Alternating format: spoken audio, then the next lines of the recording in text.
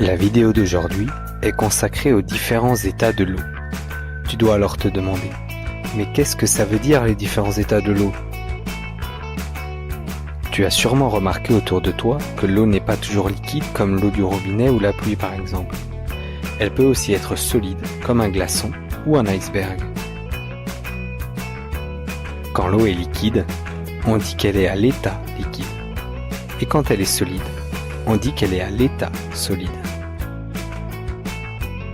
Sur cette photo, tu vois de l'eau dans une bouteille et un glaçon. Quelle est la différence entre les deux? C'est à cette question que l'on va essayer de répondre maintenant. L'eau liquide, c'est l'eau que tu trouves le plus souvent autour de toi. C'est celle qui coule du robinet, celle qui tombe des nuages, celle qui est dans les mers, bref, c'est celle qui coule et qui est difficile à attraper. On dit que c'est l'eau à l'état liquide. L'eau solide par contre, tu peux l'attraper et tu peux la trouver dans ton congélateur sous forme de glaçons, mais aussi dehors lorsqu'il y a de la grêle ou dans les régions très froides où il y a des glaciers. On dit que c'est l'eau à l'état solide. Je vais te présenter quelques photos avec différents états de l'eau. À toi de dire le plus vite possible état liquide si l'eau est liquide ou état solide si l'eau est solide. Prêt? C'est parti!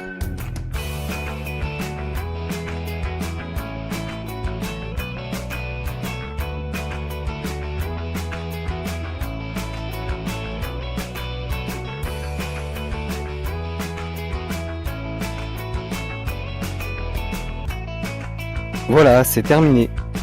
Voici un tableau où j'ai rangé les images. À gauche, j'ai mis l'eau qui est à l'état liquide et à droite, l'eau à l'état solide. Avais-tu tout juste? Nous avons donc vu deux états, liquide et solide. Mais il y en a encore un autre, qui est un peu magique, car il est invisible.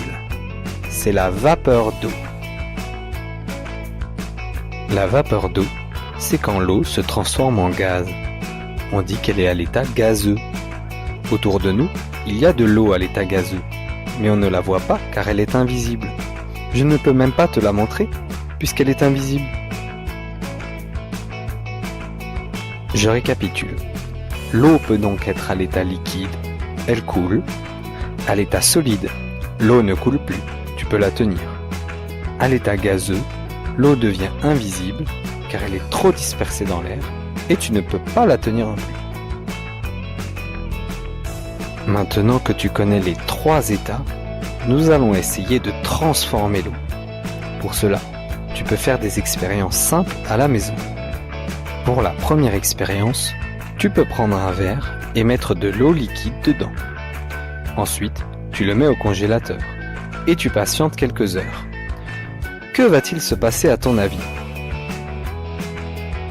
L'eau va se transformer en glace s'il fait assez froid. S'il ne fait pas assez froid, l'eau va rester liquide. Il faut que la température descende en dessous de 0 degré pour que ça fonctionne.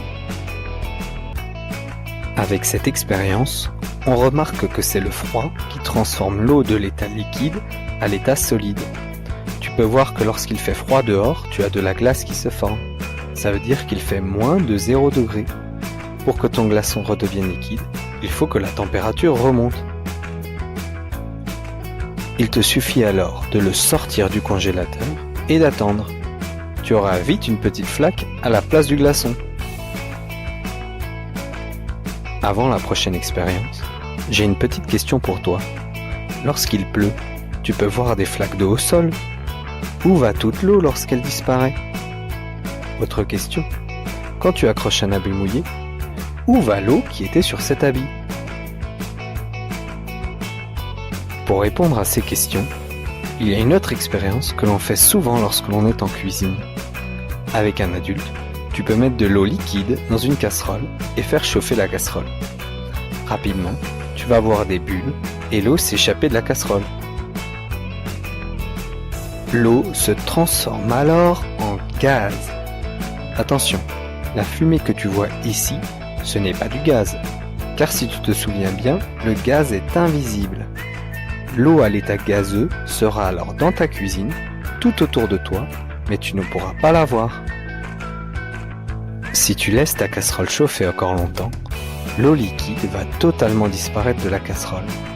Ça veut dire que toute l'eau se sera transformée en vapeur. C'est la chaleur qui permet à l'eau de se transformer très rapidement.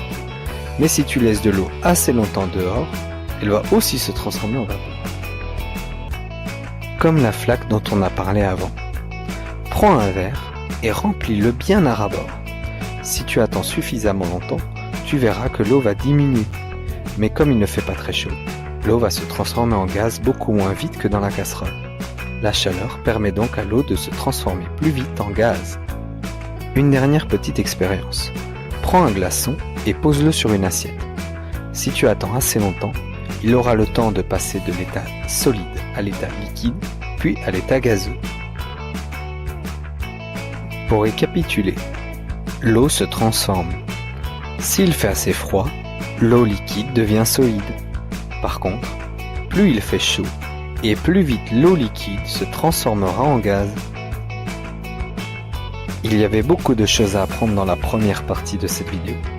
Si c'était trop facile, tu peux continuer la vidéo et je vais expliquer comment l'eau se transforme avec plus de détails. Nous allons d'abord essayer de comprendre mais comment l'eau peut se transformer et comment se fait-il que je puisse attraper de l'eau à l'état solide mais pas liquide et gazeux. Pour cela, il faut savoir que l'eau, mais également tout ce qui est autour de nous, est fait d'atomes et de molécules. Tu ne peux pas les voir, mais l'eau est faite avec toutes petites molécules que l'on a dessinées comme ça. On est obligé de les dessiner car c'est trop petit pour prendre une photo. Imaginons que l'eau est faite avec des petits Legos ronds comme ceci. Lorsque l'eau est à l'état liquide, les molécules sont toutes mélangées et bougent dans tous les sens. Quand l'eau est à l'état solide, comme dans un glaçon, les molécules sont rangées et ne bougent plus. Quand l'état est gazeux, les molécules s'envolent dans tous les sens et elles sont tellement petites que lorsqu'elles ne sont plus ensemble, tu ne peux même plus voir l'eau. C'est pour cela que l'eau à l'état gazeux est invisible. Quand l'eau est liquide et qu'elle devient solide comme un glaçon, on appelle ça la solidification, car l'eau devient solide. Si le glaçon redevient un liquide, c'est la fusion. Quand l'eau liquide devient un gaz, on appelle ça la vaporisation, car elle se transforme en vapeur. Et si le gaz redevient liquide, comme ça peut arriver avec la buée sur les fenêtres, c'est la liquéfaction. Une dernière chose avant de se quitter. Si tu accroches un habit mouillé dehors et qu'il y a du vent, l'habit va sécher beaucoup plus vite. C'est parce que le vent va faire s'envoler les molécules d'eau plus rapidement. C'est la même chose si l'eau est étalée par terre par exemple. L'eau se transforme alors en vapeur plus vite parce qu'elle touche plus d'air. Pour vérifier si c'est vrai, prends 2 verres avec la même quantité d'eau dans les deux. Il y en a un avec lequel tu vas renverser l'eau à un endroit qui ne dérange personne et l'autre où tu laisses l'eau dans le verre. Tu attends et tu verras que l'eau renversée se transformera en vapeur plus vite car elle touche plus d'air et les molécules peuvent s'échapper plus rapidement. Voilà pour cette vidéo sur les états de l'eau. La première partie était simple à comprendre et la deuxième un peu plus compliquée.